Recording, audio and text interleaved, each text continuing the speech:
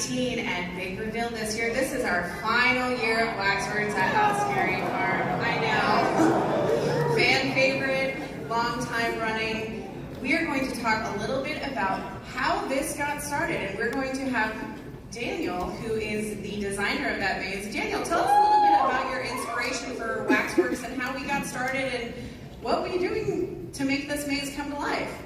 Well, I know that we all love wax museums, and we think they're very creepy mannequins, wax museums, and it was suggested to me that we should really pitch this for haunt. And even in, this came out in 2018 or 19? The pitch originally that you made for was in 2016, but...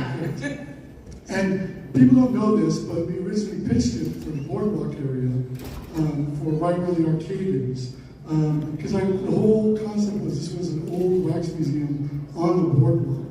But we decided to, it moved twice. Once was in Wilderness Dance Hall, where we were going to make it all old Western Victorian wax museum. But then I really wanted the freedom to make it more 1960s, 1970s, and that's where it moved to its final position, which was in its, right now it's called Ghost Rider 1, right behind Ghost Rider. There's a design process that I go through, which is up on the screens right now, which is, the first things we do is we pitch. Right around now is when we start to develop the pitches for the year next. So not for this coming month, but for the next year. So our pitches usually start with a one-page pitch with some research slapped together, and then we'll go to storyboards where we draw the room. And I like to go between the ground plan and the storyboards. So here's all my storyboards that shows all the different original artwork for the maze. I wanted to really create an environment that had this character that was kind of having mental breakdown and wanted to go more than just the normal wax museum, where you see this at a lot of haunts where we do the statue scale where people are on the pedestal and they sit like rigid and then they boo scare you. But I really wanted to make it very twisted. What would make me scared? And I'm really into body horror. The morphs and the animatronics and the people coming out of other people and the people mending together. So when you're looking at some of these, some of them, as you can see, you have the spin of. I really wanted to give it like a modern art spin. I really wanted to have him think he is an artist and he's going to make these masterpieces throughout the maze. So I decided to make 3 major masterpieces that will go through. There's other better visuals of that. This goes right to the ground, but this is our bare bones minimal of what we do. We use Vectorworks, and we draw every room from the top-down position, every stair position, every prop we put in, and we color code it, put all the walls in. Everything is based on this ground plan. And it is the crux of how we will go back and forth. The next thing we'll do is lists, where we bring in each of our departments. It's the creativity of our entire department detail they get. So we put up the elevations. That's one of the masterpieces. It's a rotating stage with skin. You saw that in the video earlier. We have our big facade that's crumbling. And this is the paint elevation. It's the type of stuff I will give over to the paint department with special swatches of each color. And we go into more detail of each elevation and break it down. I know you're going to tell us about how you color coded it, and what is some of your, like as you can see in the top corner, there's this giant portrait that is, tell us a little bit about how you have the storyboarding and what was your feel of your ideas through the maze when you're trying to go through, what are you trying to get the guests to get? Well, the first part of the maze is definitely a replication of the waxworks that's been on fire and is burning down. We wanted to create different rooms that are iconic. We used to have up the road from Knott's Berry Farm, moving to the Wax Museum, and it sort of served as an inspiration for us. And we put in a Patriots room. That's the background of George Washington crossing the Delaware. Is that background? We have melted wax figures posed in there. So each of the 3 or 4 rooms, the first 3 or 4 rooms, are based off of a classic wax museum. The rest of it is like the backstage where it gets very disturbing and dark, where we go through a smelting room, we go through a sculpting room, and you get to see his wax or his masterpieces on full display. So there's kind of 2 sides when you're looking at this maze and the maze design. You have the display pieces or the exhibits, and then you have the backstage where the real horror happens. Is that correct? Correct. So let's talk a little bit about when we're creating these spaces and the environments that you've created, because we want people to feel that they really are within these elements of this wax museum. So this is an example of what a lot of what our props team does. So this middle one is really disturbing. It's our 3rd masterpiece, and it's just, I make a maquette for it, which is like a small clay sculpture in scale, and give it over to our sculptors. Our sculptor actually went above and beyond. He created this incredible moving masterpiece in itself. We came up with the idea pretty late in the process. We were almost into like bees. Yeah, for bees. Like, where does the wax come from? So we said, and what were people really freaked out by? Bees. So we said, hey, this video mapping was kind of new at the time. It's like, let's video map all these bees on this incredible sculpture that is kind of melted into this all these bees gathering. This is an example of how research can go right into the actual work.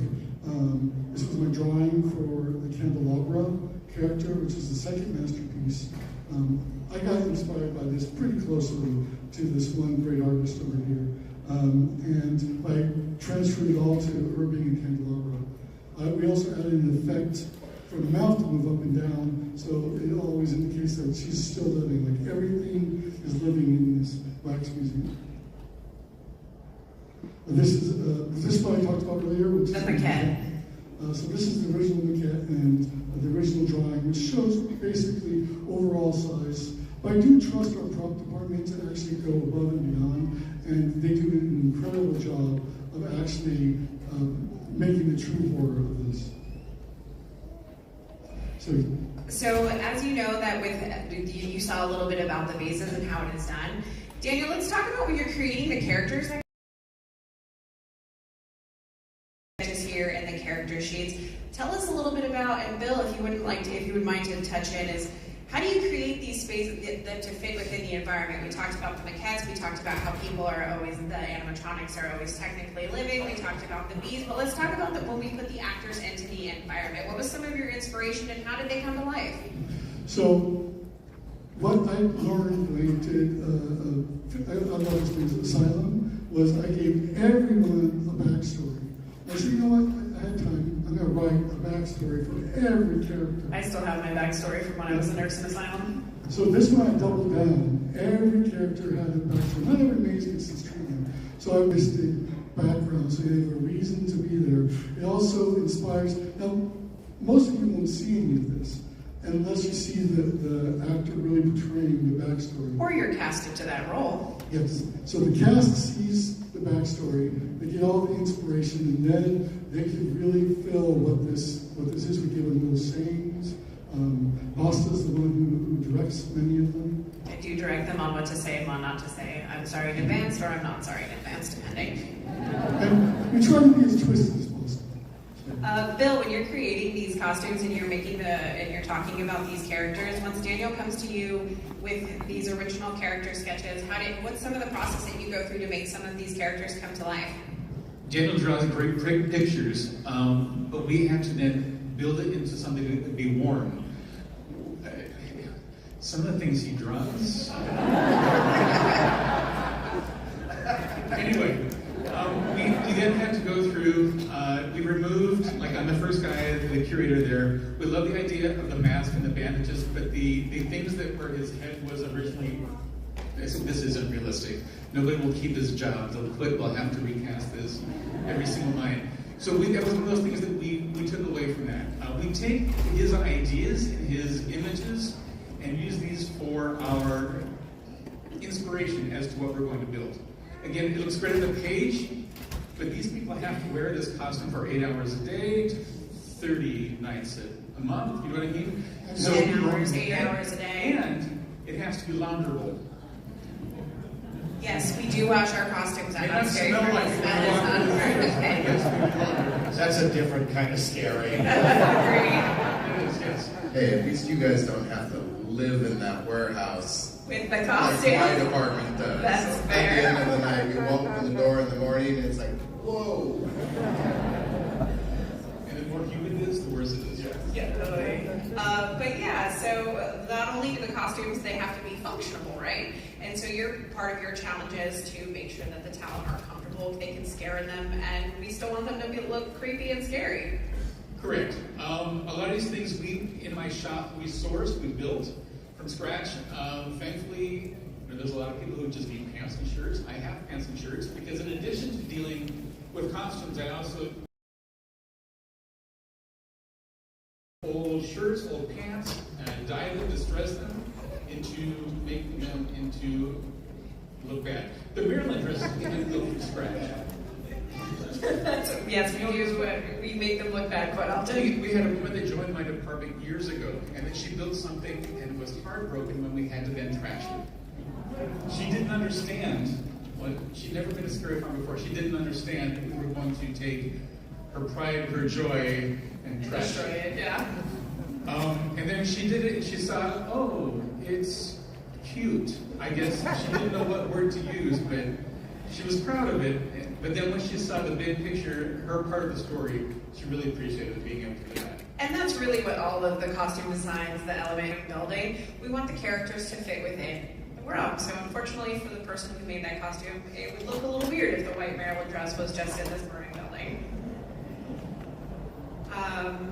One more thing, sorry. And then, real quick, we have to go back and then make sure that this maze looks different than all the other mazes. One thing we did for Waxworks, this is a great picture here to show it. He talked about the bees, he talked about the beeswax. We went through and overdyed everything in light yellow. Basically to give you that idea, you may not see it, but we had to make this maze stand on its own. We had to, Feel to it. each one has to have its own feeling to it. It can't look like a hand-me-down, it's got to look original, it's got to look unique on its own.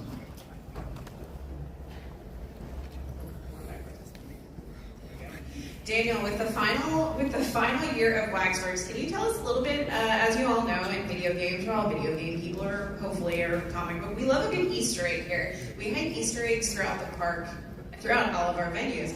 Daniel, would you like to tell us a little bit about the Easter eggs that people can look forward to in the final year of Waxworks? Sure, most of our Easter eggs revolve around them linking to either other mazes or, so this first one is the woman dipped in rags. She came straight from one of my favorite mazes, Doll Factory. So, yeah, I mean, the model, everything. I think we made out of the tutu. I was going to say, I think everything about that figurine in the smelting room is pretty original, minus the tutu. I think the tutu had to be replaced, but that is straight out of Doll Factory. We have an entire prop warehouse that has tons of hot knowledge. Next to it is the maquette for the first masterpiece, which is, it's kind of fun. It now lives in the lair where it's like right before the Doll Factory room. So if you can find, it's hard to see, but it's sort of tucked in the back by his toilet. His living quarters. Living quarters, yes, thank you. The next one is dolls that actually existed in our Pinocchio and Strong Queens. We have this little marionette theater that, for the first turn, you get to see those were from the Pinocchio and Strong Queens. And the last one's more of a funny story. Daniel, tell us why that man is in that position. That's all of me. No. We got this body the night, like a day before we opened. So we quickly shoved it into place. This was in one of the wax. This is near the exit. Correct. And it was completely naked, anatomically correct. So So we had a prop person run out to Walmart and get extra large underwear. It was true. There was a very naked dead body in the prop warehouse that everybody was very concerned about. Scary in a different way. Scary in a different way. And we sprayed glued it on. So. Yeah, don't try to take them off, please. Thank you. Daniel, with this being Challenging.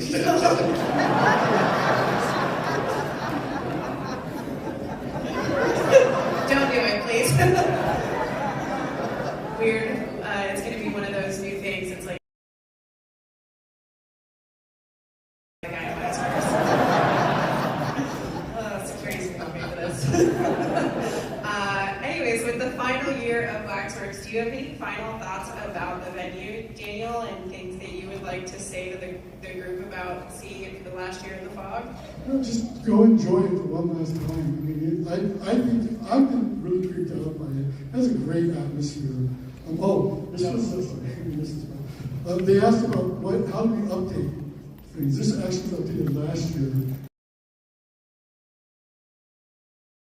Eyeballs and hangs them up. So we modified our Chamber of Horrors to include this character. Yeah, this used to be just you walked by and saw monsters. It was the invisible man and the wolf man.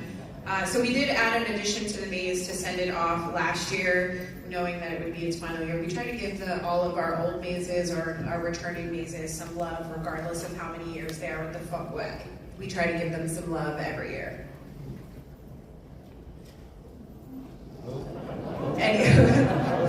You're next. Sorry. Yeah, it's Jeff. But Daniel, do you have any other final notes for the group? Just go and enjoy it. Have fun. So yes, please come and see Waxworks on its final year in the fog, and please don't try to steal the underwear off of the dead guy. That's all I have to say about Waxworks this year.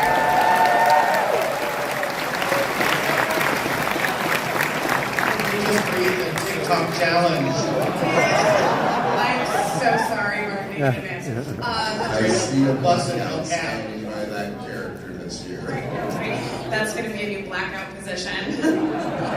I'll be casting that here. So now that you learned a little bit specifically about one of our things that make Not Scary Farm special, our mazes, we're going to kind of go into an overall about the park, because not only do we have mazes, we have street zones, but our park is very much part of our history here at Scary Farm. And we're going to talk a little bit about some of the things we do at the park, and that will lead me into Jeff Tucker and the history of entertainment. So Jeff, you've been with the farm for, as we know, a long time. How many shows do you think you've written for Scary Farm alone? At least 50. At least 50, yeah. Because there's always something to write, all these different tiny shows that we've done. I even wrote a show that never performed, which I thought was great. We did a show in 2012 called Mephisto's Mechanical Mayhem, where the whole gag was the performer dies. He dies right before the show starts, and people would just get mad that they waited for a show that never happened. Forget that. Yeah, people would wait for it was on the map and everything. Thank you. So yeah, I've written a bunch of shows. I started working on The Hanging in 2001 as a writer who just added stuff. There was already a good team in place, but I just added my 2 cents, and I did that for 10 years. And then I moved on to all kinds of other things. I've written shows for Birdcage, Professor Freak's Funhouse, Dr. Cleaver. I did 3 shows at Mystery Lodge, Unearthed, Possessed, and Invitation to Terror. So yeah, Scary Farm is about this whole experience, right? You go thinking I'm gonna hit all the mazes, then you see a show, and when you get home, the mazes and the stuff that you wanted to see were great, but the stuff that surprised you that you didn't know, that's the stuff you really remember. And I wasn't expecting that. Usually that's where the fun is usually at, is it's the least expecting. So last year, speaking of unexpected returns and things, we brought back The Hanging. So we're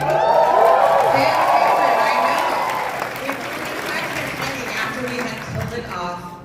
I know. We killed off The Hanging and we brought it back. Can we talk a little bit about the history of killing The Hanging and bringing it back and resurrecting it in Wagon Camp?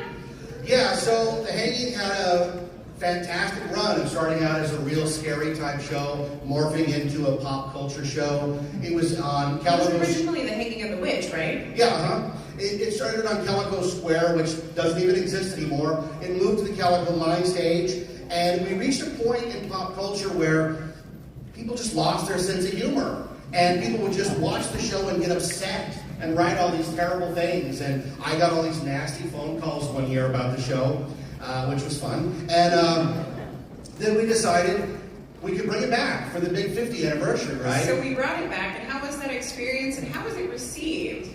It was fantastic, I'll tell you.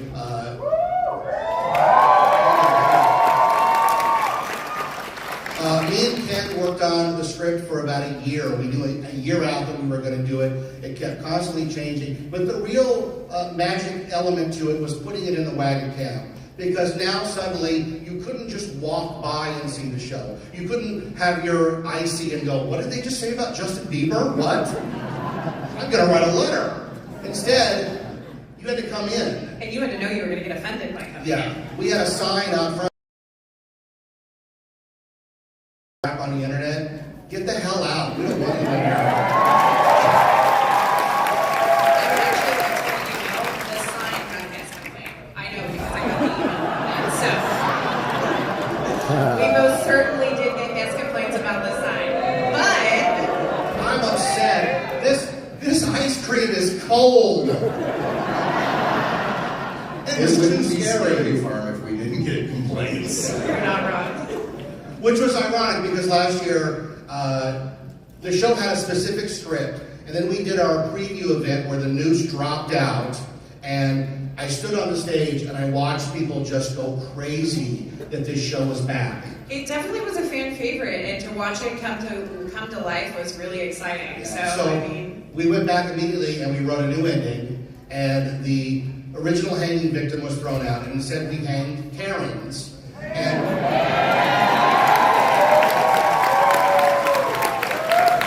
it was so cathartic to like have a character on stage as your proxy, like that's just me yelling, you know, your reign of terror is over, we're hanging you, and she says, I want to speak to the manager. And he goes, tell him hi in hell.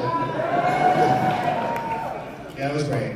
was that writing the ending of The Hanging, especially after like bringing it back for so long?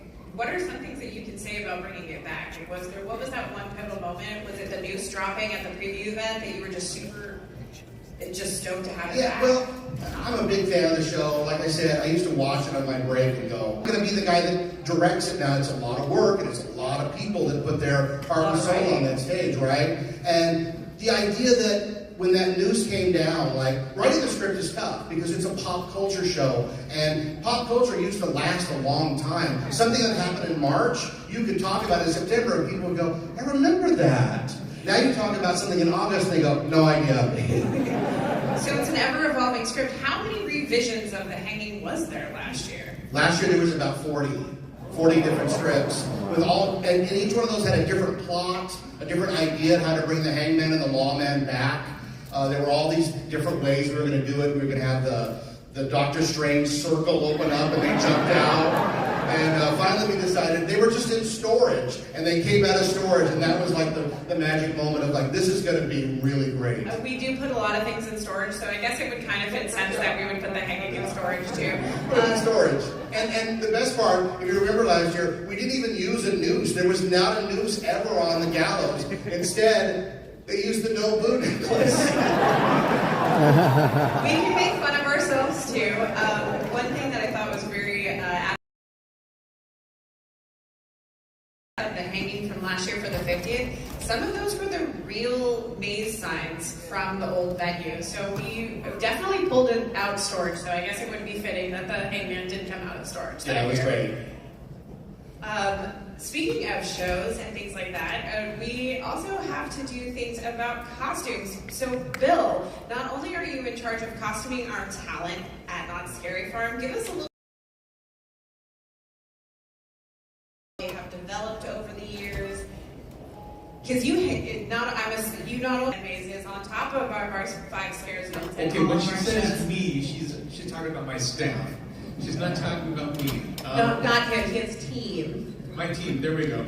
Through the years, we've got some great pictures here. The vampire at the top of the center, basically there was a while that after we moved away from building stuff out of industrial felts in the 90s, the idea was that if we could go and find stuff in thrift stores. This was a wedding dress or a prom dress that was taken.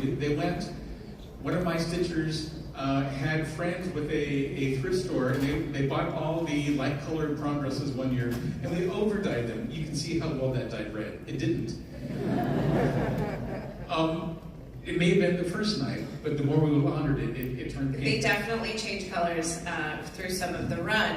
But so as you can see, like that is a wedding dress that has been over-dyed. We are very resourceful when it comes to some of our characters. So when we're building the mazes now especially, it's changed a lot, because before there used to be a lot of rag robes, there used to be a lot of sewer caves. Now every single one of our costume pieces, like you can see in Waxworks. Yes, she mentioned the rag robes. They were 100% cotton. The only thing they did well was absorb sweat. That's true. And they were a nightmare pulling them out of the washer. Exactly. Oh, yeah. Because they were all covered in scare cloth. So all the scare cloth would get tangled together, and we'd sit there for hours with scissors cutting them apart. I worked in a wardrobe for a while, so They would get tied together. They would get tied together. Those they get shorter and shorter and shorter because we have to keep cutting them. And again, things have evolved. We had for a while the big twins were out in rag robes.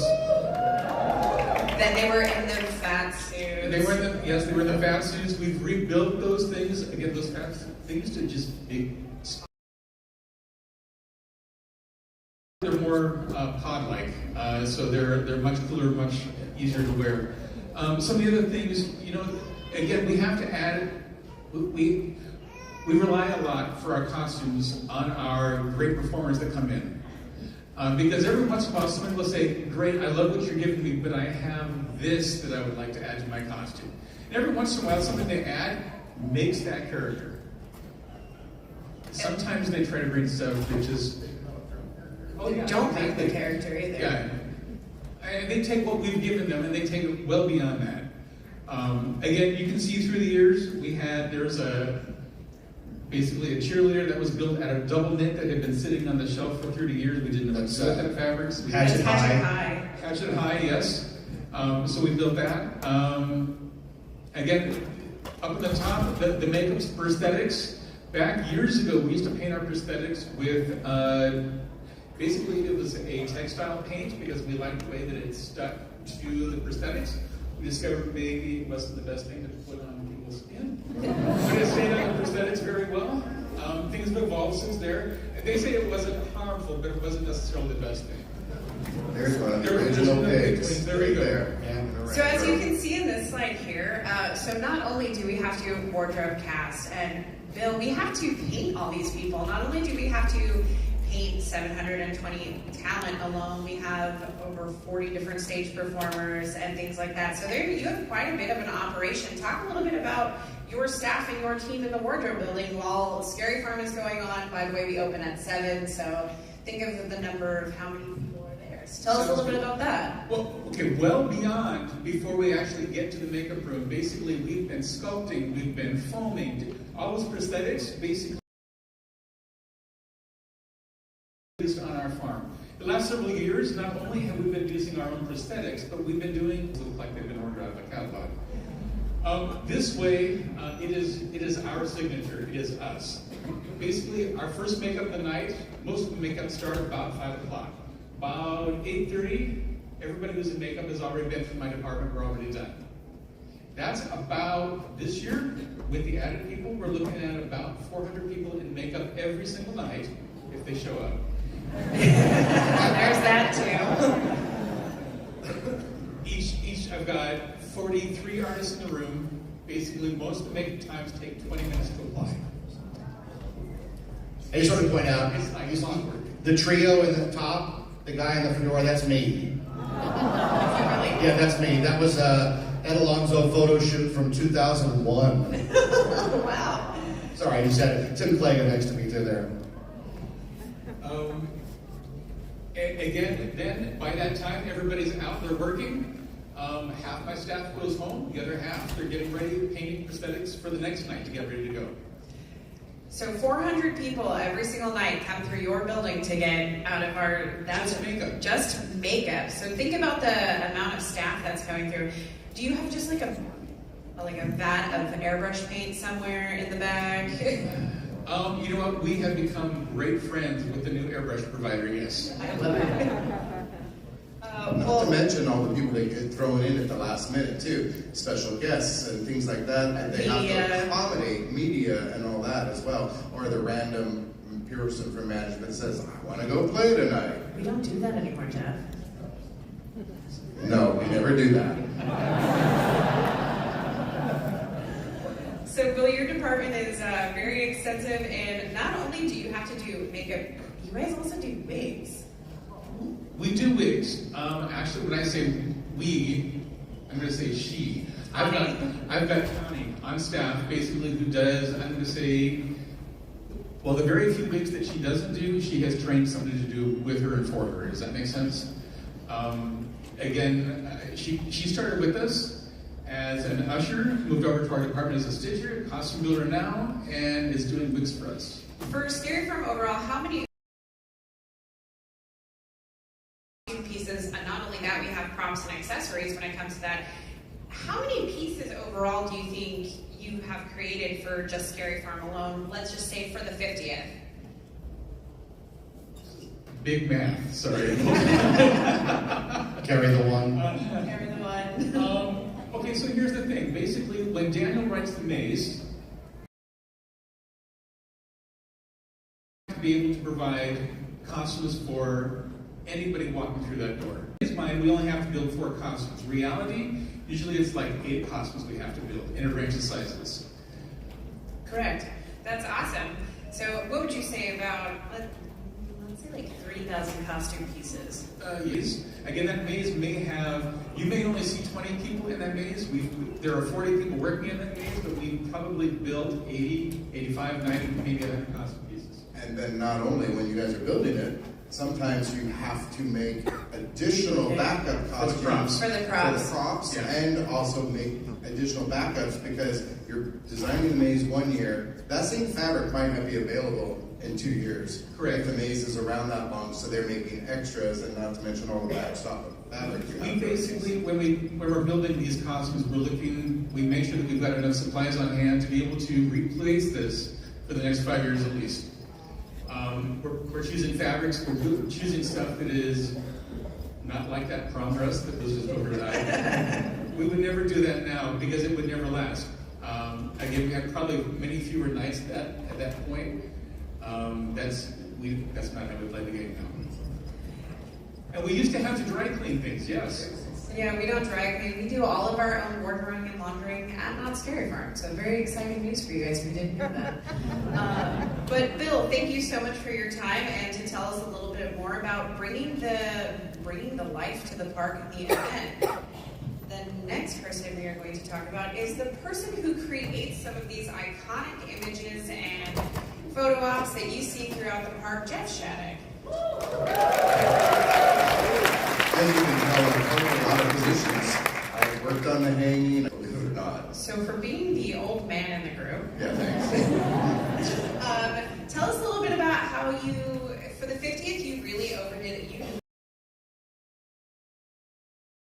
Tell us a little bit about the history of the main gate. We really saw a change in the bringing back of the chandeliers and stuff. Tell us a little bit about your vision and how you ended up coming with this concept.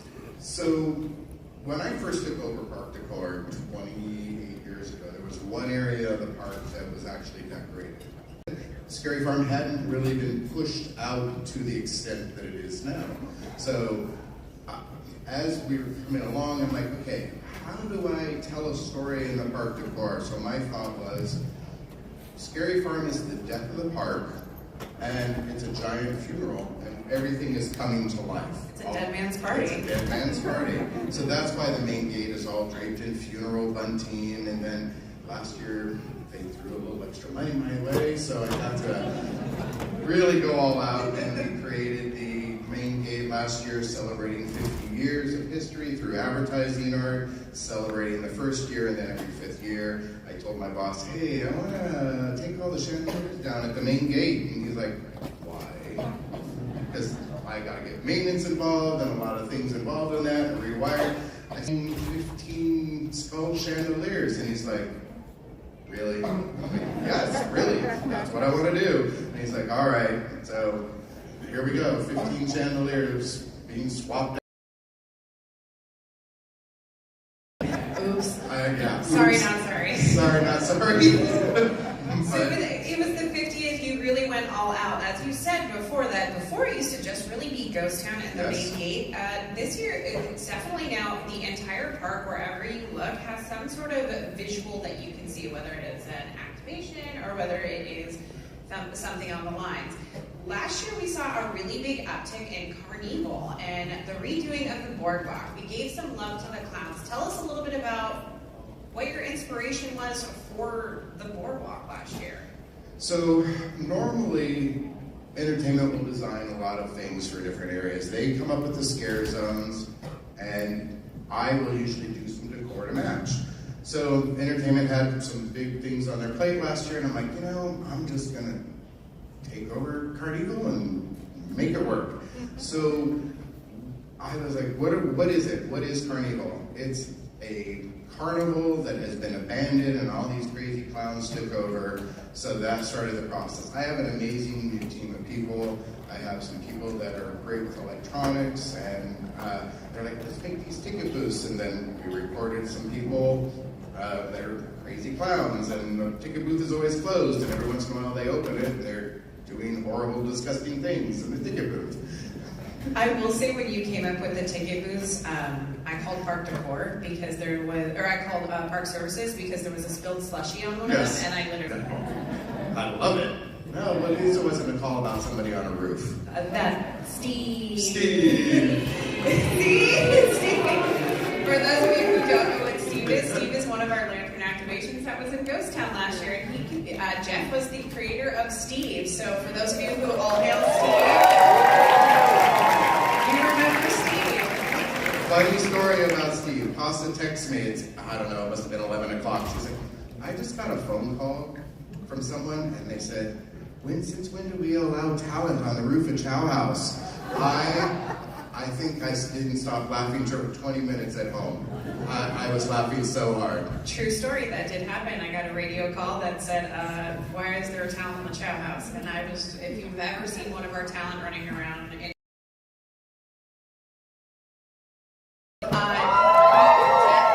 was not on the Chow House roof. That is Steve. I'm sorry to disappoint you, she did not actually end up on the roof. Every time I see that person, I bring it up. No, we don't allow talent on Chow House. We still won't allow talent on Chow House. Is 1950s chalk art clowns that your grandmother maybe had hanging on her wall. That was the inspiration for the direction that all of these pieces came from. Now granted, these are large fiberglass pieces that I was having made. This process started in January the year before, because all these pieces were made overseas for us and then brought over on container ships. So everything you see, so that bottom, that photo underneath the inspiration photo, that was the sculpt that I was approving, and we went through a large process, and then they send me drawings and things like that, and then you can see the final paint as it came. There was one step in between where I had always said, I need to have them cracked and broken and look like they've been sitting there for 50 years abandoned, and they painted them. And so sometimes when you're working overseas, there's communication difficulties. And they didn't have any cracks. And I was like, no, they gotta look cracked. And so they went back and they physically went into the fiberglass and cracked the fiberglass. And so there's actually a lot more texture in them than I thought I was getting. And then they went in and darkened it all. And I was like, oh, I really like that even more now. So it worked in our benefit. It did, it worked in my benefit, so. Destroying pigs with purpose. Or with purpose, absolutely. Hey, real quick, Jeff, the best part about that is the idea that the guy's like bringing his kid. Well, that was just to show the scale, right? In case there's any kids here, here's how big it is. Yeah. I love that. Grab the kid by the neck. It could be me. I could be me and somebody else. You and the conductor. Right by my office, these were all lined up. And every night I had to walk past them, completely quiet. I just was freaking out. I will say they are quite fun to see when the Christmas decorations, and there's that changeover from Scary Farm to Christmas, so you have like giant Christmas trees and evil clowns. In my department, the holidays completely collide. It's because it's 2-week turnover. We've got Halloween coming out and Christmas sitting backstage, and it's like, what's going and what's coming, and so it's quite a freaky thing to see. So not only last year did you went above and beyond with Carnival, we had a new land open up last year with Fiesta. Tell us a little bit about your inspiration. I mean, that before it was under construction for so long, we had a party there, and now we have a different theme over there. Tell us a little bit about what you did for your installation in Fiesta last year. So we wanted to have a true scare zone there, not last year, so they were relying on me because we are actively trying to make the entire park scary park. So we wanted to give something for everybody in every land to do. This was a display that I thought would be really fun, and it was also a way for me to be able to apply the platform for the Christmas tree that we put out there at Christmas time. So I was like, cool, I'll put this gazebo on it, and we'll do this. And we just repurposed some of the figures that we had been using out there for many years. So, but it gave us a nice little space. This one this year may or may not get an upgrade on it. So speaking of things that may or may not have gotten an upgrade, last year Justice Department is one of the many departments that not only did we have lantern activations in the mazes, we had some very exciting lantern activations throughout the park. Like Steve, tell us a little bit about my favorite activation that you had last year in Forsaken Lake. So this gazebo piece I have been seeing for many years every January when I go to a show that I go purchase the core for. And I kept seeing it. I'm like, I want to buy it. What am I going to do with it? When I thought, ooh, lantern activation. Oh, my gazebo. So I'm like, I want to buy them. And so I bought them immediately. I didn't know exactly what it was going to be, but then it turned into what it is. It was actually funny. Daniel heard that we were doing a piece because things were moving very quickly last year to figure out all this lantern stuff. And he's like, what are you doing in Forsaken Lake? That's my area. I'm like, don't worry, it'll fit in perfect. It's going to look great. And so he's like, okay. So I have someone on my team who is amazing with electronics, and he's like, let's turn it into a lantern activation. So it just grew and grew. It may or may not be getting an upgrade this year as well. It's pretty soon going to be the entire zone. I can see it now. Walk through Forsaken Lake. Yes. The lantern activation. So, and we just, I like to just make an entire environment in our scenes, like the main gate statement, the Forsaken Lake statement. The bigger, the better. The bosses look at me and go, "Need how much to do this?" Well, come on, it's going to be great.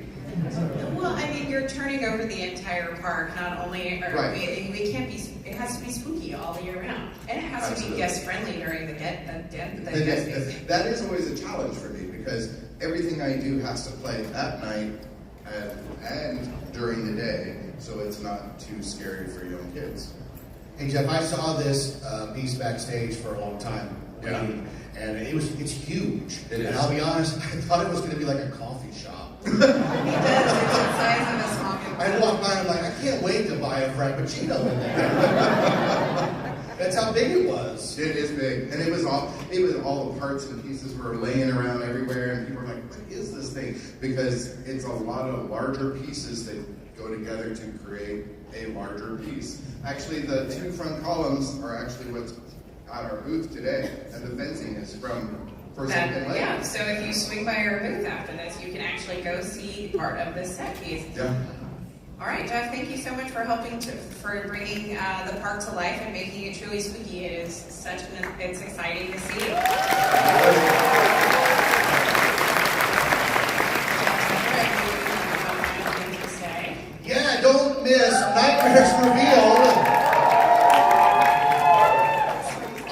22nd at Knott's Scary Farm, we're holding a mini event that you can come. It's for Knott's Scary Farm 2024. But that's not all there is. There's also, there'll be a show where you can talk to the designers. There will be activations. There'll be photo ops. One of the mazes will be open with the lights on so you can take pictures. Tickets go on sale August 5th. August 5th.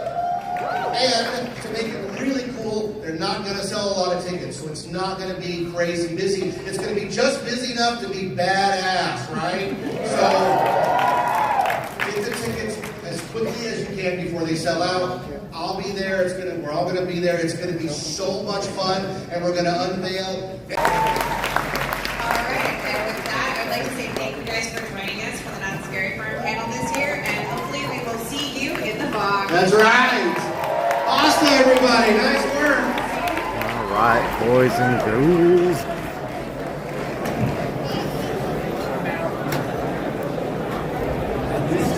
All right, how's it going, folks?